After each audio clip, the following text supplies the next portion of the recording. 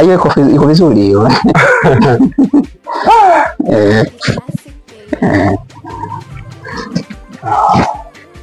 Sasa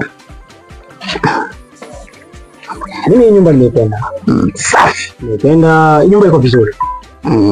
Na kwa bei hii tulikubaliana milioni 35 kwangu sina shaka imepita kabisa. Mimi nafikiri ni majambo kwa kumalizana hapa. Tunaweza kumalizana hapa maana nipo kwa cash pia. Ukitaka kwa benki tunaweza kumaliza.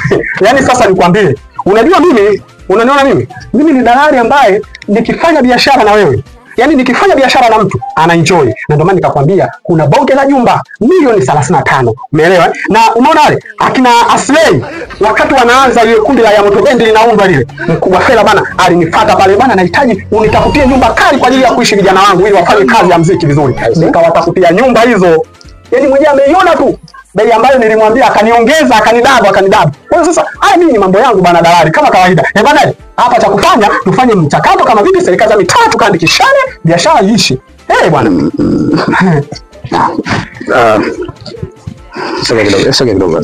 Sogea kidogo. Sasa ndugu yangu bwana. Unajua ile swala mimi nilifanya tujujua haraka na kama unavyojua nilipotipwa tu taarifa na mimi haraka nikasema tuiuze, lakini sikuwasiliana na wenzangu. Sawa? Sasa jana nimejaribu kuongea nao. Sawa? Kiukweli hapa biashara imefikia kama biashara. Maana ile ilikuwa na akili yangu tu ya kubeti ndugu yangu. Hakuna biashara kivipi sasa na wewe ndugu yangu? Biashara hamna. Yaani hiyo kivipi? Biashara hamna. Biashara hakuna kivipi kwa sababu kama ni pesa milioni 35 mimi niko ipo cash. Biashara hakuna kivipi. Wewe usinione mimi mjinga. Sikiliza. Na kuheshimu umependeza wewe. Naomba nipunguziwe hata shilingi 10. Wewe ndugu yangu hivi mimi unanichukuliaje? Mimi ukimtizama na hizo nguo unanichukulia mimi boya, si ndio? Kwa hiyo hii nyumba biashara tunaweza tukafanya ama tuwezi kufanya? Hamna biashara baba, wewe nenda. Biashara hakuna. Hakuna biashara nenda. Ipo wapi? Mimi nafikiri biashara hakuna kwa sababu kama mwenyewe mhusika mwenye nyumba amesema kwa biashara hakuna, nafikiri kuna mvutano hapa. Kwa hiyo sitaki kesho na kesho kutwa nikaanza kupoteza muda wangu kwa kufuatilia hichi mara serikali za. Mimi nafikiri tu niende kama ambavyo amesema kwa sababu mimi nitangaza sehemu nyingine. Wewe baba wewe, si nimekuambia biashara hamna. Nenda. Biashara ipo. Tungu biashara hapa. Sasa ndugu yangu, mbona kama unataka kunigombanisha mimi na wateja wangu?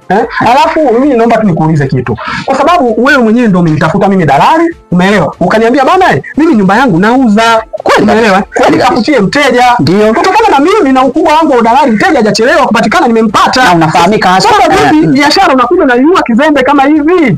Sasa ngoja nikwambie. Nilishinda tu kuongea mbele ya huyu mtu wako asije akakuona baba hivi. Ndio. Hivi wewe unachukuliaje kwanza? Sasa wewe unachukuliaje ni wewe? Wewe unachukulia mimi poa kwa sababu gani? Haiwezekani mimi mtoto wa marehemu wa hii nyumba. Sawa? Yaani nimekaa nimebeba tofali, alafu mwisho siku mimi nipate shilingi 10,000 shinda kaje nitakakosea. Nipate milioni 15 katika milioni 35. Lakini wewe uliniambia kwamba wewe nyumba yako nauza milioni 15. Mimi mteja nimejua kumsaudisha anavyojua mimi nikamuzia mteja milioni 35. Wewe koma. Katafute nyumba ya kusaudisha watu waongezee hela hivyo. Kama unataka hela za bei rahisi, katafute wajinga wako. Pia sasa, basi mimi nitakula hiyo 15 tumuite yule shaki. Kama unataka kula mmoja, unaweza mwite yule moja ya kibabe. Tafikiria moja ya kibabe unaweza? Mshenzi wewe, unalibwa difunga yangu. Yaani katika milioni 35 mimi nichukue 15. Wewe hata kwenye undugu haupo. Pumbavu wewe.